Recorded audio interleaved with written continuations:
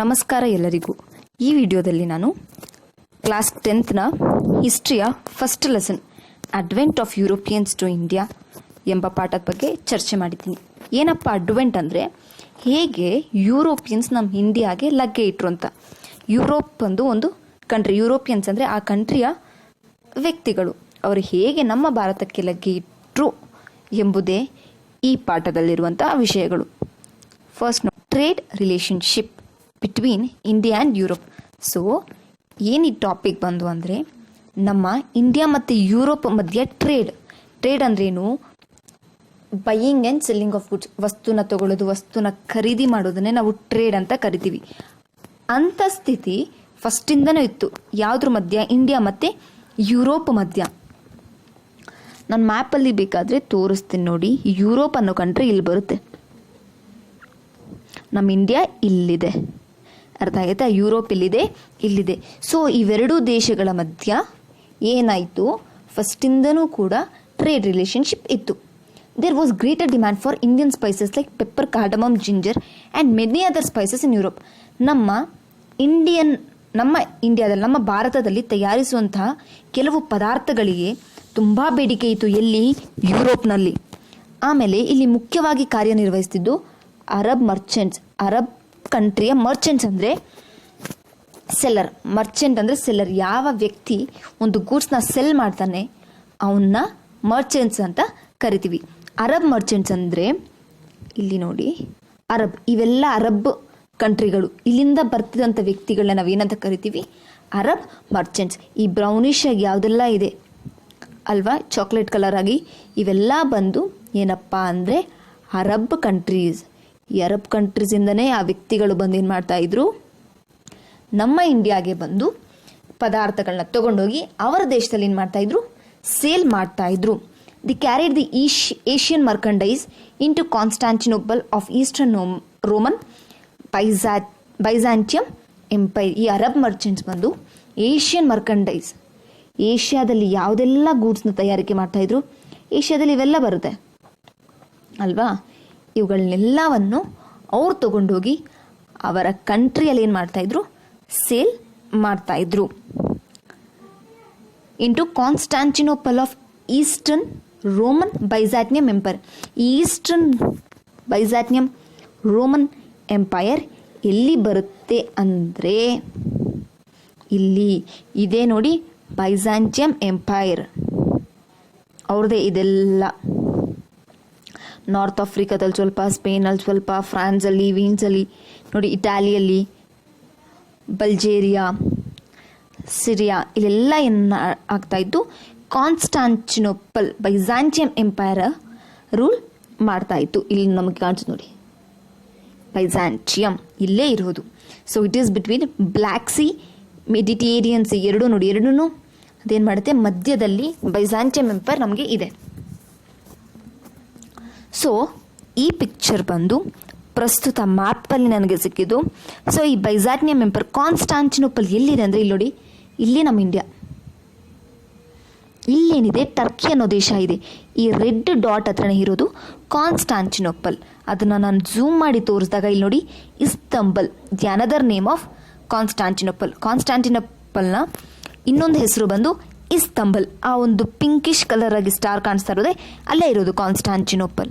ಅದನ್ನು ಇನ್ನೂ ಝೂಮ್ ಮಾಡಿದ್ರೆ ನಮ್ಗೆ ಇಲ್ಲಿ ಗೊತ್ತಾಗುತ್ತೆ ನೋಡಿ, ಅವರು ಹೇಗೆ ಬೇರೆ ದೇಶದಿಂದ ಗೂಡ್ಸ್ನ ತಂದು ಈ ರೀತಿಯಾಗಿ ಅವರ ದೇಶಕ್ಕೆ ತಗೊಂಡೋಗಿ ಇಲ್ಲಿ ಸೆಲ್ ಮಾಡ್ತಾಯಿದ್ರು. ಬೇರೆ ದೇಶಗಳಿಂದ ಬಂದು ಅವರು ಈ ಕಾನ್ಸ್ಟಾಂಟಿನೋಪಲ್ ದೇಶದಲ್ಲಿ ಎಲ್ಲ ಗೂಡ್ಸ್ನ ತಗೊಂಡು ಅವರ ದೇಶಗಳಿಗೆ ತಗೊಂಡೋಗಿ ಏನು ಮಾಡ್ತಾಯಿದ್ರು, ಸೇಲ್ ಮಾಡ್ಕೊಳ್ತಾಯಿದ್ರು. ಅದಕ್ಕೆ ಕಾನ್ಸ್ಟಾಂಟಿನೋಪಲ್ನ gateway of European trade, ಇದೊಂದು gateway for European trade. Europe people trade ಮಾಡಬೇಕಂದ್ರೆ ಕಾನ್ಸ್ಟಾಂಟಿನೋಪಲ್ಗೆ ಗೂಡ್ಸ್ ಬರ್ತಾ ಇದ್ದು. So it is called as gateway of European trade. ಇವಾಗ ನಮ್ಗೆ ಏನಪ್ಪ ಗೊತ್ತಾಯಿತು ಅಂದರೆ, ಏಷ್ಯನ್ ಕಂಟ್ರೀಸಿಂದ ಅರಬ್ ಮರ್ಚೆಂಟ್ಸ್ ಗೂಡ್ಸ್ನ ತಗೊಬಂದು ಎಲ್ಲಿ ಸೇಲ್ ಮಾಡ್ತಾಯಿದ್ರು, ಕಾನ್ಸ್ಟಾಂಟಿನೋಪಲ್ ಅನ್ನೋ ಈ ಎಂಪೈರಲ್ಲಿ ಏನು ಮಾಡ್ತಾಯಿದ್ರು, ಬೈಜಾಂಟಿಯಂ ಅನ್ನೋ ಎಂಪೈರಲ್ಲಿ ಸೇಲ್ ಮಾಡ್ತಾಯಿದ್ರು. ಆಮೇಲೆ ಏನಾಗ್ತಿತ್ತು ಗೊತ್ತಾ, ಈ ಬೈಜಾಂಟಿಯಂ ಅನ್ನೋ ಎಂಪೈರ್ ಇಲ್ಲಿ ನೋಡಿ, ನಮ್ಗೆ ಇಲ್ಲಿ ಎಷ್ಟೊಂದು ಕಂಟ್ರೀಸ್ ಕಾಣಿಸ್ತದೆ. Spain, France, Italy, north Africa, ಈ ಎಲ್ಲ ಕಂಟ್ರೀಸ್ ನಮಗೆ ಕಾಣ್ತಿದೆ ಅಲ್ವಾ. ಇವರೇನು ಮಾಡ್ತಾಯಿದ್ರು, ಇದರಿಂದ ಜಾಸ್ತಿ ಪ್ರಾಫಿಟ್ ಸಿಕ್ಕಿದೆ ಇಟಾಲಿ ಎಂಬ ಕಂಟ್ರಿಗೆ. ಇವರೇನು ಮಾಡ್ತಾಯಿದ್ರು, ಇಲ್ಲಿಗೆ ಬರ್ತಾಯಿದ್ರು ಬೈಜಾಂಟಿಯಂ ಎಂಪೈರ್ಗೆ ಬಂದು ಇಲ್ಲಿನ ಪ್ರಾಡಕ್ಟ್ಸ್ ತಗೊಂಡು ಈ ಕಡೆ ಈಸ್ಟ್ ಯುರೋಪಿಯನ್ ಕಂಟ್ರೀಸ್ ಯಾವುದೆಲ್ಲ ಇದೆ ಅಲ್ಲಿಗೆ ಹೋಗಿ ಸೇಲ್ ಮಾಡ್ತಾಯಿದ್ರು. ಕಾನ್ಸ್ಟಾಂಟಿನೋಪಲ್ಗೆ ಬಂದು ಅಲ್ಲಿ ಪ್ರಾಡಕ್ಟ್ಸ್ನ ತಗೊಂಡು ಏನು ಮಾಡ್ತಾಯಿದ್ರು, ಈ ಕಡೆ ಯುರೋಪಿಯನ್ ಕಂಟ್ರೀಸ್ ಈ ಕಡೆ ಯಾವುದೆಲ್ಲ ಇದೆ ಅಲ್ಲಿಗೆ ಸೇಲ್ ಮಾಡೋಕ್ಕೆ ಸ್ಟಾರ್ಟ್ ಮಾಡ್ತಾರೆ. ಸೊ ಇದರಿಂದ ಏನಾಯಿತು, ಈ ಕಾನ್ಸ್ಟಾಂಟಿನೋಪಲ್ಲು ಏಷ್ಯನ್ ಕಂಟ್ರೀಸಿಂದ ಗೂಡ್ಸ್ನ ತೊಗೊಬಂದು ಸೇಲ್ ಮಾಡಿದ್ರೆ ಇಟಾಲಿ ಕಾನ್ಸ್ಟಾಂಟಿನೋಪಲ್ನಿಂದ ತೊಗೊಂಡೋಗಿ ಯುರೋಪಿಯನ್ ಕಂಟ್ರೀಸಲ್ಲಿ ಸೇಲ್ ಮಾಡ್ತಾಯಿತ್ತು. ಇದರಿಂದ ಏನಾಯಿತು, Italian traders had gained monopoly over trade in Europe, while Arab merchants had gained monopoly over the trade in Asian countries. ಮೋನೋಪೊಲಿ ಅಂದರೆ ಒಬ್ಬರ ಕೈಯಲ್ಲೇ ಇರುವಂಥದ್ದು. ಸೊ ಏಷ್ಯನ್ ಕಂಟ್ರೀಸಲ್ಲಿ ಯಾರಪ್ಪ ತುಂಬ ಪ್ರಾಡಕ್ಟ್ಸ್ನ ಪರ್ಚೇಸ್ ಮಾಡಿಕೊಂಡು ಬೇರೆ ಕಂಟ್ರಿಗೆ ಹೋಗಿ ಸೇಲ್ ಮಾಡ್ತಾಯಿದ್ರು ಅಂದರೆ ಯಾರವರು ಅರಬ್ ಮರ್ಚೆಂಟ್ಸ್, ಅರಬ್ ಅವ್ರ ಕೈಲಿ ಮಾತ್ರ ಇತ್ತು ಅದೆಲ್ಲ ಅಧಿಕಾರ. ಆಮೇಲೆ ಇಟಾಲಿಯಲ್ಲಿ ಯುರೋಪಿಯನ್ ಟ್ರೇಡು ಕಂಟ್ರೋಲ್ ಆಗಿ ಬರ್ತಾಯಿತ್ತು. ಆಮೇಲೆ ಏನಾಗುತ್ತೆ ಅಂದರೆ ಹೆಚ್ಚಾಗಿ ಪ್ರಾಫಿಟ್ ಮಾಡ್ತಾ ಇದ್ದಿದ್ದೆ ಇಟಾಲಿ ಎಂಬ ಕಂಟ್ರಿ. ಇಟಾಲಿಯನ್ ಮರ್ಚೆಂಟ್ಸೇ ತುಂಬ ಪ್ರಾಫಿಟ್ ಮಾಡ್ತಾಯಿದ್ರು. ದಿ ಮರ್ಕಂಡೈಸ್ ಅಂದರೆ ದ ಗೂಡ್ಸ್, ಮರ್ಕಂಡೈಸ್ ಅಂದರೆ goods. The merchandise from Asia had brought good profits to Italian merchants. ಜಾಸ್ತಿ ಪ್ರಾಫಿಟ್ ಬಂದಿದ್ದೆ ಇಟಾಲಿಯನ್ ಮರ್ಚೆಂಟ್ಸ್ಗೆ. ಏನಾಗ್ತಾ ಇರುತ್ತೆ, ಇವಾಗ ಏನು ಮಾಡ್ತಾರೆ, ಕಾನ್ಸ್ಟಾಂಟಿನೋಪಲ್ ಅರಬ್ ಮರ್ಚೆಂಟ್ಸ್ ಬಂದು ಏಷ್ಯನ್ ಕಂಟ್ರೀಸಿಂದ ಗೂಡ್ಸ್ ತೊಗೊಬಂದು ಇಲ್ಲಿ ಸೇಲ್ ಮಾಡೋದು, ಇಟಾಲಿಯನ್ ಅವ್ರು ಇಲ್ಲಿ ತೊಗೊಂಡೋಗಿ ಯುರೋಪಲ್ಲಿ ಸೇಲ್ ಮಾಡ್ತಾ ಇರ್ತಾರೆ. ಸಡನ್ನಾಗಿ ಏನಾಗುತ್ತೆ ಅಂದರೆ ಕಾನ್ಸ್ಟಾಂಟಿನೋಪಲ್ ಬಿದ್ದೋಗುತ್ತೆ ಅಂದರೆ ಅದು ಮುಳುಗೋಗುತ್ತೆ ಅಂತಲ್ಲ, ಅದ್ರ ಕಂಟ್ರೋಲ್ನ ಬೇರೆಯವ್ರು ತಗೊಳ್ತಾರೆ ಅಂತ ಅರ್ಥ. The trade and commerce between Asia and Europe was taking place through the city of Constantinople. Asia ಮತ್ತು ಯುರೋಪ್ನ ಈ ಟ್ರೇಡ್ ಆ್ಯಂಡ್ ಕಾಮರ್ಸ್ ಹೇಗೆ ಮಧ್ಯದಲ್ಲಿ ಯಾರಿದ್ರು, ಕಾನ್ಸ್ಟಾಂಟಿನೋಪಲ್.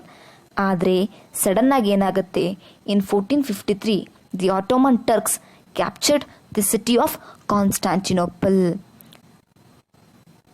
So 1453ರಲ್ಲಿ ಆಟೋಮನ್ ಟರ್ಕ್ಸ್ ಅವರು ಕಾನ್ಸ್ಟಾಂಟಿನೋಪಲ್ ಸಿಟಿನ ಕ್ಯಾಪ್ಚರ್ ಮಾಡ್ಕೊಳ್ತಾರೆ. ಅವರಲ್ಲಿ ಆ ಫುಲ್ ಕಂಟ್ರೋಲ್ನ ಅವ್ರು ತಗೊಳ್ತಾರೆ. ಇಲ್ಲಿ ನೋಡ್ಬೋದು, ಆಟೋಮನ್ ಟರ್ಕ್ಸ್ ಏನು ಮಾಡ್ತಾರೆ, ಕಾನ್ಸ್ಟಾಂಟಿನೋಪಲ್ ಇಲ್ಲಿ ಬರುತ್ತೆ, ಆ ಕಂಟ್ರೋಲ್ನೆಲ್ಲ ಯಾರು ತಗೊಳ್ತಾರೆ, ಆಟೋಮನ್ ಟರ್ಕ್ಸ್ ಕ್ಯಾಪ್ಚರ್ ಮಾಡಿ.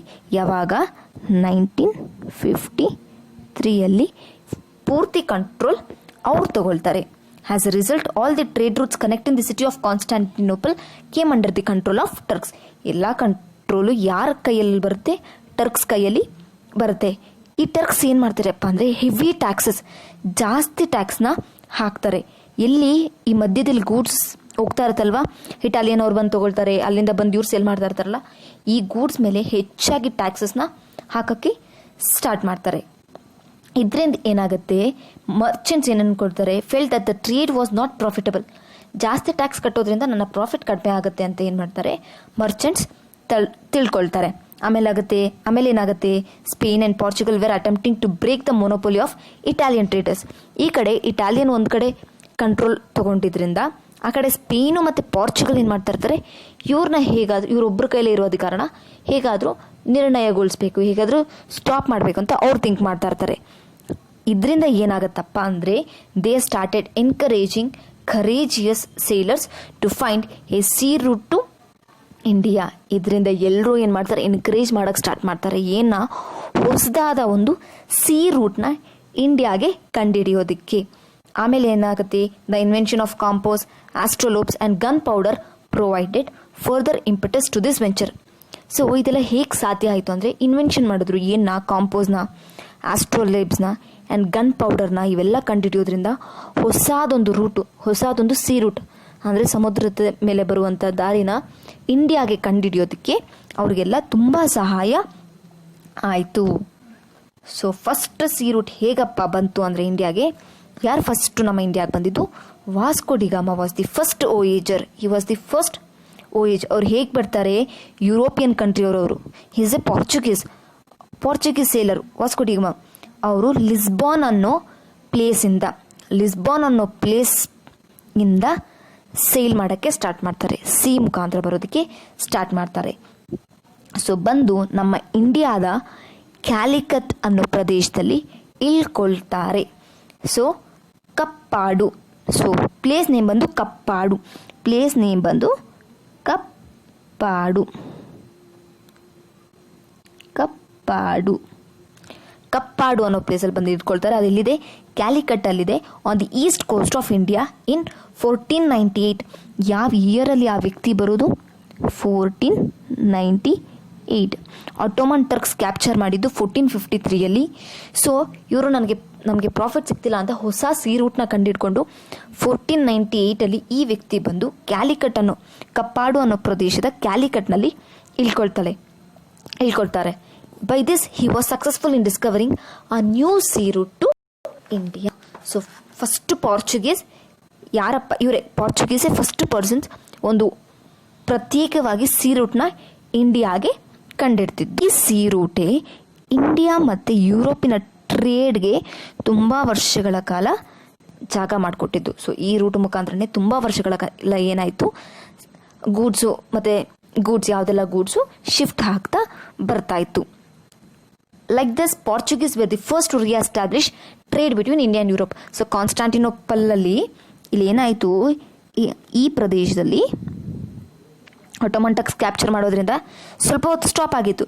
ಆಮೇಲೆ ಯುರೋಪ್ ಒಂದು ಹೊಸ ಮಾರ್ಗ ಕಂಡಿಡಿದು ಈ ನಮ್ಮ ಇಂಡಿಯಾಗೆ ಬಂದಿದ್ದರಿಂದ ಇವರೇ ಫಸ್ಟ್ ಟು ರೀಎಸ್ಟಾಬ್ಲಿಷ್ ಅಂದರೆ ಮತ್ತೆ ಎಸ್ಟಾಬ್ಲಿಷ್ ಮಾಡಿದ್ದು trade between India and next ಏನಪ್ಪ ಅಂದರೆ ಇನ್ 1869 a huge canal was built in Egypt to connect the Red Sea and Mediterranean Sea called Suez Canal. So 1869ರಲ್ಲಿ ಒಂದು ಹ್ಯೂಜ್ ಕೆನಲ್ನ ಬಿಲ್ಟ್ ಮಾಡ್ತಾರೆ ಈಜಿಪ್ಟಲ್ಲಿ. ಈಜಿಪ್ಟ್ ಅನ್ನೋ ಕಂಟ್ರಿಯಲ್ಲಿ ಒಂದು ಕೆನಲ್ನ ಬಿಲ್ಟ್ ಮಾಡ್ತಾರೆ to connect Red Sea and Mediterranean Sea. ಆ ಕೆನಲ್ ಹೆಸರು ಬಂದು ಏನು? Suez canal. ಏನಪ್ಪ ಆ ಕೆನಲ್ ಹೆಸರು? Suez canal. The distance between Mumbai and London through Cape of Good Hope is 10,800 nautical miles, but through Suez Canal it is only 6,200 nautical miles. ಈ ಮ್ಯಾಪಲ್ಲಿ ನೋಡೋಣ ಎಲ್ಲಿ ಬರುತ್ತೆ ಇದು ಅಂತ. ಇಲ್ಲಿ ನೋಡಿದ್ರಿ, ಫಸ್ಟ್ ವಾಸ್ಕೋ ಡಿ ಗಾಮ ಬಂದಾಗ ಲಿಸ್ಬೋನ್ ಎಂಬ ಪ್ರದೇಶದಿಂದ ಬಂದು ಕೇಪ್ ಆಫ್ ಗುಡ್ ಹೋಪ್ಗೆ ಹೋಗ್ತಾರೆ. ಆಮೇಲೆ ಇಲ್ಲಿ ಮೊಂಬಾಸಾ, ಮೆಲಿಂಡಿ, ದೆನ್ ಅವ್ರು ಬರೋದು ಕ್ಯಾಲಿಕಟ್ಗೆ. ಈ ದೂರ ಎಷ್ಟಿದೆ ಅಂದರೆ 10,800 ನಾಟಿಕಲ್ ಮೈಲ್ಸ್ ಇದೆ. 10,800 ಮೈಲ್ಸ್ ನಾಟಿಕಲ್ ಮೈಲ್ಸ್ ಇದೆ ಇದು. ಆದರೆ ಹೊಸ ರೂಟು ಈಜಿಪ್ಟ್ ಅವ್ರು ಬಿಲ್ಡ್ ಮಾಡ್ತಾರೆ. ಇದೆ ಇಲ್ಲಿ ಈಜಿಪ್ಟ್ ಪ್ರದೇಶ ಬರುತ್ತೆ, ಇಲ್ಲಿ ಬಿಲ್ಡ್ ಮಾಡ್ತಾರೆ. ಇದನ್ನ ಏನಂತೀವಿ ನಾವು? ಸುಯೇಸ್ ಕೆನಲ್. ಇದು ಎಷ್ಟಪ್ಪ ಡಿಸ್ಟೆನ್ಸ್ ಇದೆ ಅಂದರೆ ಬರೀ ನೋಡಿ, ಇಲ್ಲಿಂದ ಬಂದು ಹೀಗೆ ಕನೆಕ್ಟ್ ಆಗೋದಕ್ಕೆ 6,200 ನಾಟಿಕಲ್ಸ್ ಮೈಲ್ಸ್ ಅಷ್ಟೇ. ಸೊ ಈ ಸುಯೇಸ್ ಕೆನಲ್ ಮುಖಾಂತರನೇ ಏನು ಮಾಡುತ್ತೆ, ಹೊಸದಾಗಿ ಅವರು ಮಾರ್ಗನ ಕಂಡುಹಿಡಿತಾರೆ. ಇಲ್ಲಿರೋದು ಕಾನ್ಸ್ಟಾಂಟಿನೋಪಲ್, ಇಲ್ಲಿರೋದು ಸುಯೇಸ್ ಕೆನಲ್. ಈ ಮುಖಾಂತರ ಇವ್ರು ಏನು ಮಾಡ್ತಾರೆ, ಹೋಗ್ತಾ ಟ್ರೇಡ್ನ ಮುಂದುವರಿಸ್ಕೊಂಡು ಹೋಗ್ತಾರೆ. ಸೊ ಇದರಿಂದ ಏನಾಗುತ್ತೆ, ಇದಕ್ಕಿಂತ ಈ journey some 1 half the distance ಕಡಿಮೆ ಆಗುತ್ತೆ. ಅರ್ಧಕ್ಕರ್ಧ ಡಿಸ್ಟೆನ್ಸ್ ಏನಾಗುತ್ತೆ ಇವ್ರಿಗೆ ಕಡಿಮೆ ಆಗುತ್ತೆ. ಈ ಸುಯೇಸ್ ಕೆನಲ್ ಕಾಣಿಸ್ತಿದೆ, ಇಲ್ಲೇ ಬರುತ್ತೆ ಸುಯೇಸ್ ಕೆನಲ್. ನೋಡಿ, ಇದು ರೆಡ್ ಸಿ, ಈ ಕಡೆ ಇರೋದು ಇದು ಮೆಡಿಟೇರಿಯನ್ ಸಿ, ಇದು ರೆಡ್ ಸಿ. ಸೊ ಇವೆರಡೂ ಕನೆಕ್ಟ್ ಮಾಡೋಕ್ಕೆ ಯಾವುದಪ್ಪ ಬರುತ್ತೆ ಅಂದರೆ ಸುಯೇಸ್ ಕೆನಲ್ನ ಸೆಂಟ್ರಲ್ಲಿ ಬಿಲ್ಡ್ ಮಾಡ್ತಾರೆ. ಈ ಕೆನಲ್ ಮೂಲಕನೇ ಎಲ್ಲರೂ ಹೋಗಿ ಬರ್ತಾಯಿದ್ರು. So alternative shipping routes from Asia and Europe. ಇಲ್ಲಿ ನೋಡಿ, ಈ ಥರ ನಾನು ಓದ್ ಪಿಕ್ಚರಲ್ಲೂ ತೋರಿಸಿದೆ, ಇದು ಅಷ್ಟೇ. ನೋಡಿ, ಇಂಡಿಯಾದಿಂದ ಹೀಗೆಲ್ಲ ಬರ್ತಾಯಿದ್ರು. ಇಲ್ಲೂ ಒಂದು ಕಡೆ ಇದೊಂಥರ ಸುಯೇಸ್ ಕೆನಲ್ ಮುಖಾಂತರ, ಅಥವಾ ಇಲ್ಲಿಂದ ಕೇಪ್ ಆಫ್ ಗುಡ್ ಹೋಪ್ಗೆ ಹೋಗಿ ಮತ್ತೆ ಇಲ್ಲಿ ಹೀಗೆ existing route via Suez canal, alternative shipping route from Asia and Europe, ಈ ಥರ ಎಲ್ಲ ಏನಾದವು ಡಿಸ್ಟೆನ್ಸ್ಗಳು ಆದವು. ಈ ರೀತಿಯಾಗಿ ಅವ್ರು ಏನು ಮಾಡ್ತಾರೆ, ನಮ್ಮ ಇಂಡಿಯಾಗೆ ಬಂದು ಟ್ರೇಡ್ನ ಸ್ಟಾರ್ಟ್ ಮಾಡಿಕೊಂಡ್ರು. ಸೊ ಫಸ್ಟ್ ಬಂದಿದ್ದೆ ಪಾರ್ಚುಗೀಸ್. ಒಂದ್ಸಲ ಬ್ರೀಫಾಗಿ ನೋಡೋಣ. ನಾನು ಪಿಕ್ಚರ್ಸ್ನ ಆದಷ್ಟು ತೋರಿಸಿದ್ದೀನಿ, ಪ್ರಾಕ್ಟಿಕಲಾಗಿ ಯೋಚನೆ ಮಾಡಿ, ಥಿಂಕ್ ಮಾಡಿ. ಸೊ ಫಸ್ಟು ಏನಪ್ಪ, ಸೊ ಟ್ರೇಡ್ ರಿಲೇಷನ್ಶಿಪ್ ಇಂಡಿಯಾ ಮತ್ತು ಯುರೋಪಿಯನ್ ಕಂಟ್ರೀಸ್ ಜೊತೆ ತುಂಬ ವರ್ಷಗಳಿಂದ ಇತ್ತು. ನಮ್ಮ ಸ್ಪೈಸಸ್ ಲೈಕ್ ಯಾವುದು pepper, cardamom, ginger and many other ಸ್ಪೈಸಸ್ಗೆ ತುಂಬ ಡಿಮ್ಯಾಂಡ್ ಇತ್ತು. ಎಲ್ಲಿ? ಯುರೋಪಿಯನ್ ಕಂಟ್ರೀಸಲ್ಲಿ. ಸೊ ಯಾವಾಗಲೂ ಅಷ್ಟೇ Arab merchants. So Arab merchants ಎಲ್ಲಿ ಬರ್ತಾರೆ? ಇಲ್ಲಿ ಬರ್ತಾರೆ.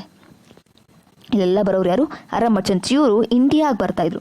ಇಂಡಿಯಾಗೆ ಬಂದು ಇಲ್ಲಿ ಸ್ಪೈಸಸ್ನ ತೊಗೊಂಡೋಗಿ ಕಾನ್ಸ್ಟಾಂಟಿನೋಪಲ್ ಇಲ್ಲಿ ಬರುತ್ತೆ, ಇಲ್ಲಿ ಮಾರ್ತಾಯಿದ್ರು. ಆಮೇಲೆ ಸಡನ್ನಾಗಿ ಏನು ಮಾಡ್ತಾರೆ? ಕಾನ್ಸ್ಟಾಂಟಿನೋಪಲ್ನ ಕ್ಯಾಪ್ಚರ್ ಮಾಡ್ಕೊಳ್ತಾರೆ. ಯಾರವರು? Ottoman Turks. ಆವಾಗ ಕಾನ್ಸ್ಟಾಂಟಿನೋಪಲ್ ಏನಾಗುತ್ತೆ? ಮುಚ್ಚೋಗುತ್ತೆ. ಅದರಿಂದಾಗಿ ಸೊ ಯುರೋಪಿಯನ್ಸ್ಗೆ ಏನು ಮಾಡಬೇಕಾಗತ್ತೆ? ಹೊಸ ಒಂದು ರೂಟ್ನ ಕಂಡುಹಿಡಿಬೇಕಾಗತ್ತೆ. ಅದಕ್ಕಾಗಿ ಅವರು ಏನು ಮಾಡ್ತಾರೆ? ವಾಸ್ಕೋ ಡಿ ಗಾಮಾ ಅನ್ನೋ ಫಸ್ಟ್ ಪೋರ್ಚುಗೀಸ್ ಪರ್ಸನ್ ಲಿಸ್ಬಾನ್ ಅನ್ನೋ ಪ್ರದೇಶನ ಬಿಟ್ಟು ಕೇಪ್ ಆಫ್ ಗುಡ್ ಹೋಪ್ಗೆ ಬಂದು ಇಲ್ಲೊಂದೆರಡು ಪ್ರದೇಶಕ್ಕೆ ಬಂದು ನೆಕ್ಸ್ಟು ಕ್ಯಾಲಿಕಟ್ ಎಂಬ ನಮ್ಮ ಇಂಡಿಯಾಗೆ ಬರ್ತಾರೆ. ಕಪ್ಪಾಡು ಆ ಪ್ಲೇಸ್ ನೇಮು. ಸೊ ಯಾವುದು? ನಿಯರ್ ಕ್ಯಾಲಿಕಟ್, ಅದು ಈಸ್ಟ್ ಕೋಸ್ಟ್ ಆಫ್ ಇಂಡಿಯಾ. ಯಾವ ವರ್ಷದಲ್ಲಿ? 1498 ಬರ್ತಾರೆ. ಸೊ ಆಟೋಮನ್ ಟರ್ಕ್ಸ್ ಕ್ಯಾಪ್ಚರ್ ಮಾಡಿದ್ರಿಂದನೇ ಅವ್ರು ಏನು ಮಾಡ್ತಾರೆ? ಹೊಸ ಸೀ ರೂಟ್ನ ಕಂಡಿಡ್ಕೊಂಡು ನಮ್ಮ ಇಂಡಿಯಾಗೆ ಬರ್ತಾರೆ. ಇದು ಡಿಸ್ಟೆನ್ಸ್ ಲಾಂಗ್ ಆಯಿತು, ತುಂಬ ದೂರ ಡಿಸ್ಟೆನ್ಸ್ ಆಯಿತು ಅಂತ ಏನು ಮಾಡ್ತಾರೆ? ಹೊಸದಾಗಿ ಸುಯೇಸ್ ಕೆನಲ್, ಈಜಿಪ್ಟ್ ಏನು ಮಾಡ್ತಾರೆ? ಇಲ್ಲಿ ಸುಯೇಸ್ ಕೆನಲ್ನ ಬಿಲ್ಟ್ ಮಾಡ್ತಾರೆ. ಸೊ ಈ ಮುಖಾಂತರ ಇವ್ರು ಏನು ಮಾಡ್ತಾರೆ? ಸುಯೇಸ್ ಕೆನಲಿಂದ ಯುರೋಪಿಯನ್ಗೆ ಟ್ರೇಡ್ನ ಸ್ಟಾರ್ಟ್ ಮಾಡ್ತಾರೆ. ಮಿಕ್ಕಿದ ಟಾಪಿಕ್ಸು ನೆಕ್ಸ್ಟ್ ವಿಡಿಯೋದಲ್ಲಿರುತ್ತೆ. ಧನ್ಯವಾದಗಳು.